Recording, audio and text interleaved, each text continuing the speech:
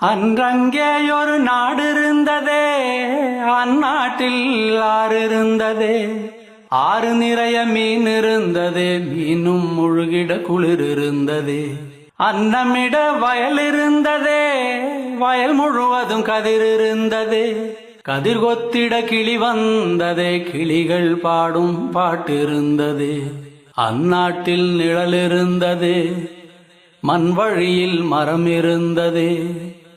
மரத்தடியில் பேசி சிரித்திட நண்பர் கூட்டம் 100 இருந்ததே. நல்ல மழை பெய்திருந்ததே, நரகத்தீ சூடில்லையே. தீவட்டி கொள்ளை இல்லையே, தின்றது எதுவும் நஞ்சில்லையே. அன்றங்கேயொரு நாடு இருந்ததே, அந்நாட்டில் ஆறு இருந்ததே.